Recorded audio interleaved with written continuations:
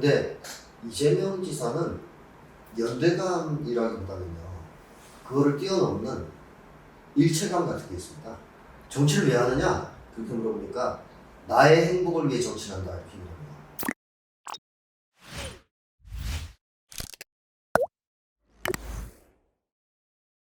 그래서 이재명 지사는 일단 기본적으로 공익 추구형 정치인이다라고 말씀드리고 싶고, 공익 추구형 정치인들은 이렇게 자신의 사적 욕망을 공적 욕망으로 승화하는 과정을 거쳤을 뿐만 아니라 그 특유의 어떤 특징들을 갖고 있습니다. 공익 추구형 정치인의 특징이 있어요. 저는 그 네 가지로 이 책에서 정리를 했는데, 하나는 권력을 잡기 위해 뭔가를 하는 것이 아니라 뭔가를 하기 위해 권력을 필요로 한다. 이런 특징이 하나 있고, 두 번째는 개인적 손해를 두려워하지 않는다는 특징이고요. 세 번째는 대중은 물론이고 반대자들도 피하지 않는다. 쉽게 하면 사람을 피하지 않아요. 이런 특징이고, 네 번째로 절대 다수 일반 국민에 대한 강한 연대감을 가지고 있다. 이런 네 가지 특징이 있습니다. 그래서 이재명 지사가 과연 공익 추구형 정치인인가? 만약에 맞다면 이 네 가지 특징이 있어야 되겠죠? 자, 그럼 첫 번째, 뭔가를 하기 위해서 권력을 필요로 하느냐? 아니면 권력을 잡기 위해서만 뭔가를 하느냐? 이건 어디서 할 수 있냐면, 정치에 입문한 과정, 입문한 시점, 혹은 그 이전 시점부터 그 사람이 뭔가를 계속 하려고 하는 모습을 보였냐는 게 중요하거든요. 일단 시민운동, 인권 변호사가 돼서 시민운동에 뛰어든 다음에는 물불을 가리지 않고 뭔가를 합니다. 성남 의료원을 설립하기 위해서 싸우다가 구속되기도 하고, 또 여러 가지 박해를 받으면서도 계속 자기 일을 하죠. 또 성남시장이 되었을 때에도 자기가 추구하는 어떤 복지 정책을 실현하는데 박근혜 정부가 방해를 하자 광화문에 천막치고 11일간 단식합니다. 저도 그때 처음 이재명이라는 사람을 알게 됐는데, 아, 참 대단하다 이런 생각을 했어요. 그 당시 저렇게 하기 쉽지 않을 텐데, 일개 지자체장이. 어쨌든 그렇게 해서 성남에서 복지를 실현했었죠.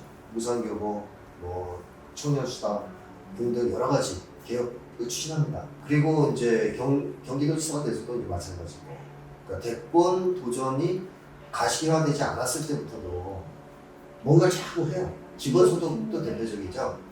기본소득도 성남시장 시절에 얘기했단 말이에요. 벌써 그때는 대권하고 아무 상관이 없을 때거든요. 그래도 하고 싶은 건 얘기한단 말입니다. 권력을 필요로 한다. 뭔가를 하기 위해서. 그러니까 이재명 지사가 자주 하는 얘기가 뭐냐면, 자기는 권력을 탐하는 게 아니다. 권력이 필요한 게 아니라 일을 하고 싶다. 일을 하기 위해서 권한이 필요하다. 이런 얘기를 자주 하거든요. 전형적인 공익 추구형 정치인의 발언이죠. 뭔가를 하고 싶다. 근데 권력이 있으면 잘할 것 같다. 그러니까 권력을 탐하. 이런 이제 얘기죠. 근데 이제 사익 추구형 정치인들은 기본적으로 대권이나 이런 권력이 눈앞에 없으면 일을 안 해요. 별로. 하고 싶은 게 필요 없어요. 자리만 잘 지키면 돼요. 대통령 선거 같은 거 도전하게 될 때쯤 뭔가 대단히 이제 할 것처럼 공약을 내세우죠. 그런 것이 이제 첫 번째 차이점이다. 공익 추구형이냐 아니냐를 알려면 그 사람의 과거를 좀 봐야 된다. 저는 이렇게 말씀드리고 싶고요. 그다음에 두 번째는 공익 추구형 정치는 개인적 손해를 두려워하지 않죠. 당연한 건데요. 공익 추구가 그 사람의 기본적인 어떤 삶의 목적이기 때문에 그걸 추구하는 과정에서 개인적 손해나 불이익을 당하더라도 그걸 그렇게 무서워하지 않습니다. 그래서 불리한 짓을 많이 하죠. 사법연수원 다닐 때 벌써 노동법 학회를 만들었고, 그 다음에 사법개혁을 요구하는 성명서를 작성해서 동료들 서명을 받아서 발표했습니다. 이런 행동은 그 당시에 사법연수원생의 지위를 박탈당할 수 있는 위험한 행동이었어요. 그러니까 안전을 추구하고 손해를 두려워하는 사람이라면 할 수 없는 행동이었죠. 욕먹는 것도 무서워하지 않고, 탄압당하는 것도 무서워하지 않고, 주기차게 자기가 하고자 하는 바를 실현하기 위해서 싸우는데요. 그런 점에서는 손해도 많이 봤죠. 왜냐하면 기득권 세력도 엄청나게 싫어할 뿐만 아니라 민주당 내에서도 상당히 이제 천박 대우를 받고, 그럼에도 불구하고 이재명 지사는 그런 점에서 꺾이지 않고 손해를 감수하면서 자기가 하고 싶은 말을 하려고 합니다. 난 욕먹기를 차라리 선택하겠다. 일을 못할 바에. 못할 바에는 차라리 욕먹기를 선택하겠다. 욕먹는 거 무섭지 않다. 일을 하고 싶다. 이런 얘기를 하거든요. 이게 이제 어떻게 국민들한테 비쳤냐 하면 시대를 앞서나가는 모습으로 비쳤죠. 그러니까 오늘날은 기본소득이 하나의 시대적 화두가 되었지만 처음에 이 기사가 그걸 얘기했을 때는 굉장히 생소한 얘기였고 저 미친놈이다 이런 얘기를 들을 수 있는 분위기였는데 네, 그랬는데 그 얘기를 했어요. 그래서 굉장히 앞서 나가는 모습을 보이는 거고 또 박근혜 탄핵이 이제 막 고조됐을 때 박근혜 심판 촛불 시위가 막 폭발했을 때 대부분의 정치인들은 눈치 봅니다. 여기서 발언 잘못했다가 나중에 잘못되는 거 아니냐.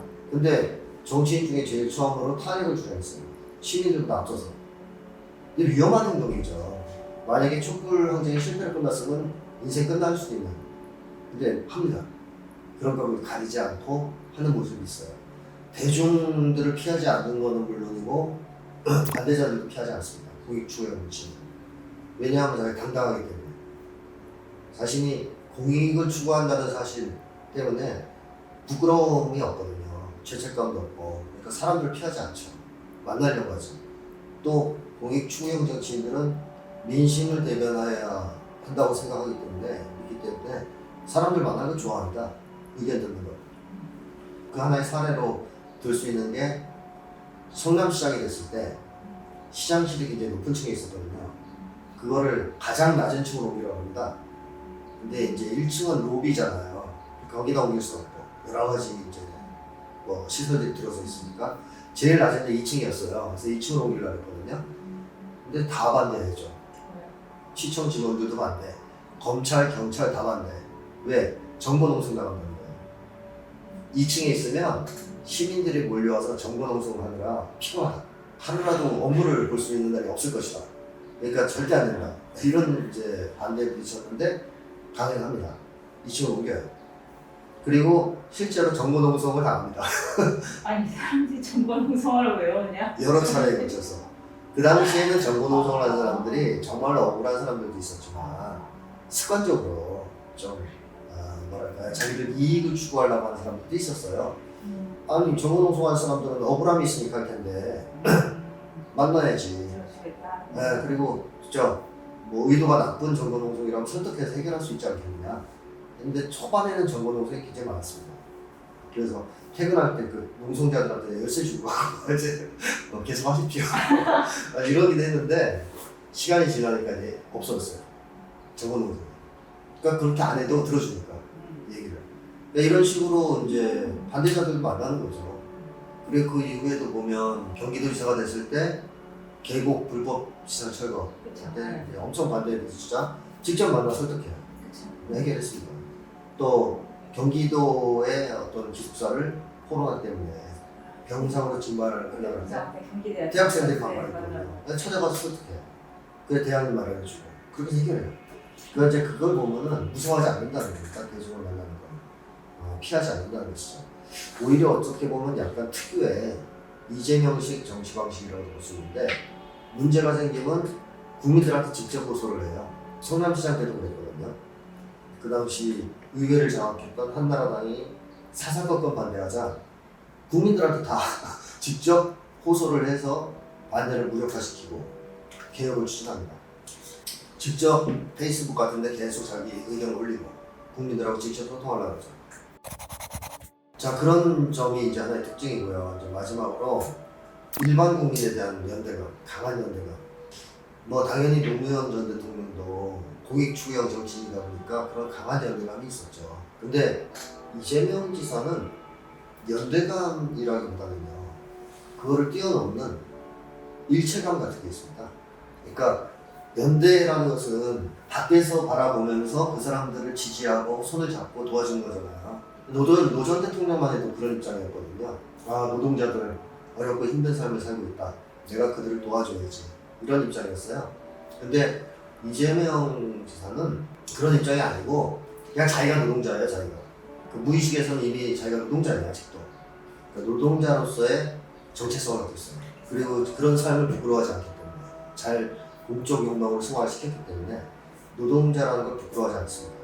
그걸 어디에서 볼 수 있냐면 이재명 지사가 쓴 책들을 보다 보면 이제 정말 인터뷰한 내용이나 이런 거 보면 흥미로운 얘기가 나와요. 정치를 왜 하느냐? 그렇게 물어보니까 나의 행복을 위해 정치를 한다. 이렇게 물어봅니다. 자, 근데 그런 얘기를 할 수 있는 사람은 딱 두 부류밖에 없어요. 아주 나쁜 놈이든가 아니면 일체감, 국민과 일체감 가진 사람이에요. 자, 이명박은 자기 행복을 위해 정치를 했죠. 네, 정치를 해서 한몫 잡으려고 했잖아요. 자, 근데 이재명 지사는 공익 중앙 정치인이란 말이에요. 그래 게다가 일체감을 갖고 있어요. 나는 노동자예요. 어떻게 보면 나는 일반 민중이고 국민인 거죠. 따라서 자기를 위해 정치하는 게 곧 모두 노동자를 위해서 국민을 위해 정치하게 되는 거죠. 그러니까 이런 얘기를 할 수 있는 겁니다. 나의 행복을 위해 정치한다. 나를 위해 싸운다. 그 얘기는 곧 나의 행복이자 곧 노동자의 행복, 나의 행복이자 곧 국민의 행복이라는 이런 등식을 가진 정치인만이 이런 얘기를 할 수 있는 겁니다. 또 하나는 2016년 12월 3일에 이제 촛불항쟁이 이제 한창일 때 대중들 앞에서 한 연설이 있습니다. 그 연설이 그 투쟁 현장에서의 연설은 굉장히 이제 경험돼 있어요. 사람 대중도 경험되지만 연설자도 경험됩니다. 그 연설에서 이제 이런 연설을 해요.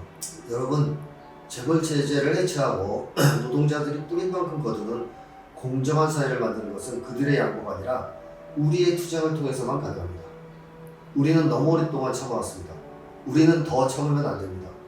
우리가 노동자임을 잊지 맙시다. 우리는 노동자임을 당당하게 주장해야 합니다. 자, 이게 굉장히 흥미로운 연설인데 왜 그러냐면 대부분의 정치인들 연설할 때 노동자라고 할 때 우리 노동자라고 하니까 여러분들이라고 얘기합니다. 자기를 그 안에 포함시켜서 노동자라는 집단에 우리는이란 주어로 일관되게 연설하는 사람 별로 없어요. 처음 봤어요. 우리가 노동자임을 잊지 맙시다. 자기를 포함시키자. 이런 것들이 이제 일체감인데 이재명 지사에 대해서 뭐 얘기하라고 하면 할 얘기가 굉장히 많습니다만 시간이 제한되어 있어서 이 정도로 요약을 하고요. 궁금하신 분들은 좀 더 깊이 있게 알고 싶다 이런 분들은 제가 인터넷에 올려놓은 이재명 지사에 대한 1시간 정도 되는 심리분석 자료가 있고 그 다음에 2017년에 출간된 대통령 선택의 심리학을 보시면 되겠고 그것도 싫다 이 책에 있는 제가 쓴 글을 참조하시면 될 것 같습니다. 네, 이 정도로 마무리하겠습니다.